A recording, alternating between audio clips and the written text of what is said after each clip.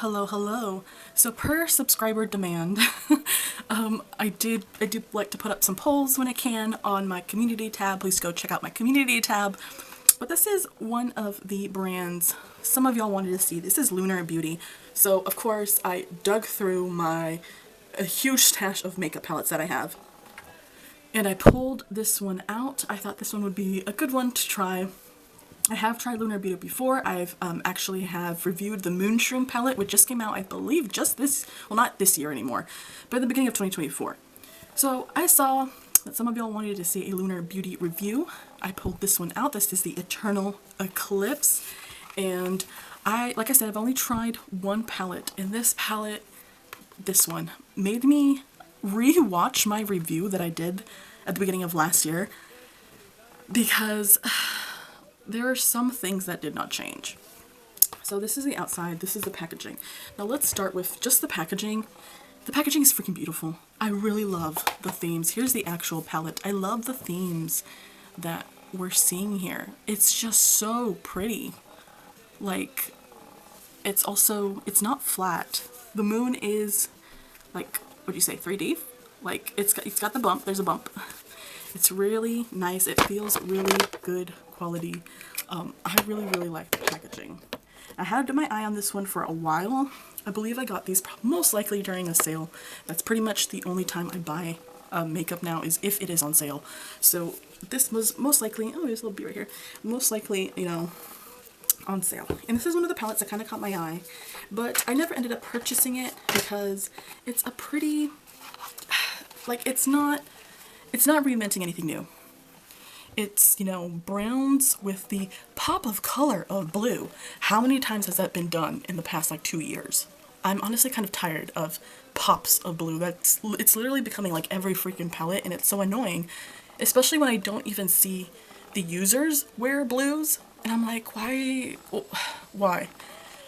So I wasn't really called to that palette, like, I'm called to this palette because of the color story, but once there was a sale, I was like, what the heck, I'll do it. So here's what I've come to the conclusion with this palette. With this Eternal Eclipse palette, I will be decluttering it. I'm passing it along. It's definitely not the palette for me. There's story-wise, okay, here's the thing. This formula acted the same way the Moonshroom palette.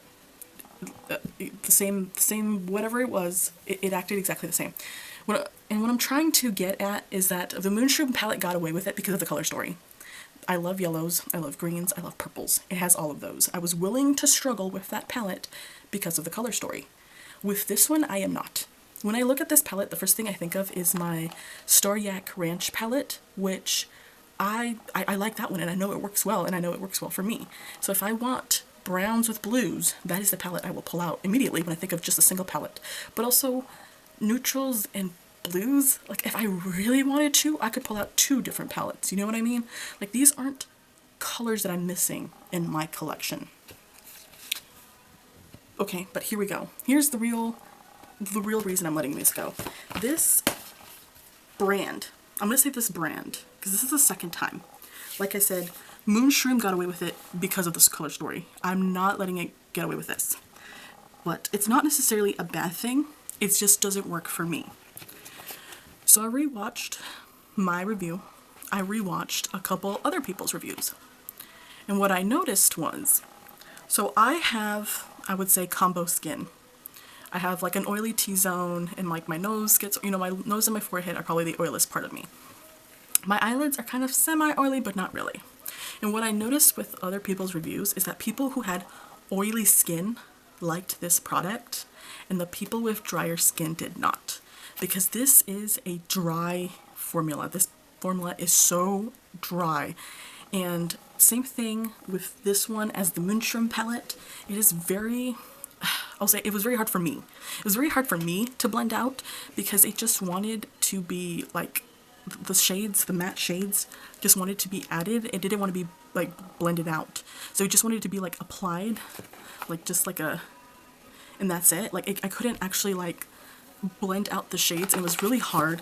The shimmers are just very dry, and they're more, they're less impactful than I would like it. The most impactful, I think, probably was this adamantium, which is actually the shade that I ended up using in a short that I did, but they're just not as pronounced as I would like. Let's see.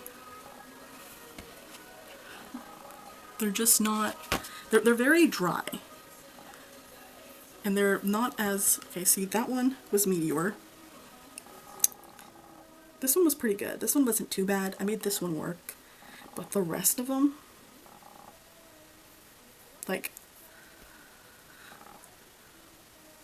it just wasn't as impactful. This adamantium one is probably the best one, but I can't justify keeping this entire palette for one shade, because the other shades in here as well, they just, I mean, Deep Sea was pretty good. Deep Sea was pretty good. I think the colored ones, the Deep Sea, did pretty well.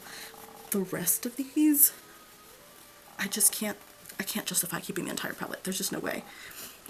Let's do like Dusk, which is like the lightest one. We'll do Ross Thorn, and then maybe just like Summer Sky. Ooh. Just so you can get like it's a nice pinky one. And you know, like, I'll give y'all the benefit of the doubt. I will go in again a second time and pick up those colors again for y'all. Swatch it again. It takes a while to work with these and build them up. They just want to be placed.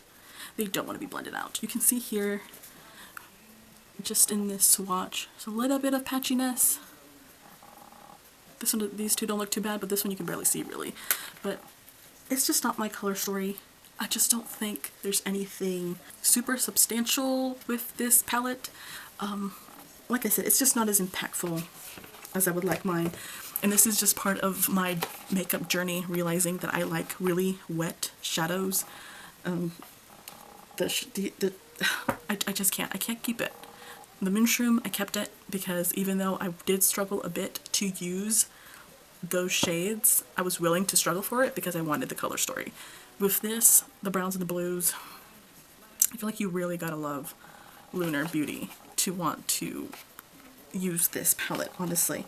I don't think this palette is for me, but like I said, I did watch other reviews after I had used this entire palette and kind of had already my idea of what I wanted to say, and I realized that maybe this formula might be best for people with oily skin.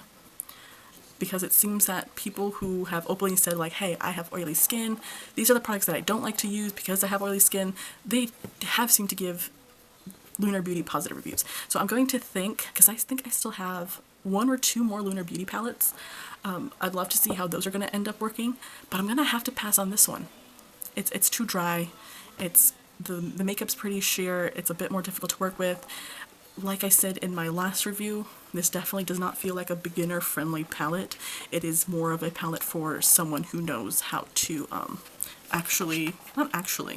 but applies makeup maybe a little bit more professionally, because you really do have to work with this palette a lot more than I think anything else. Sorry if I've disappointed you with my review, but this one's a pass for me. And I think y'all can probably skip on it too, unless you are an oily girl looking for some drier shades.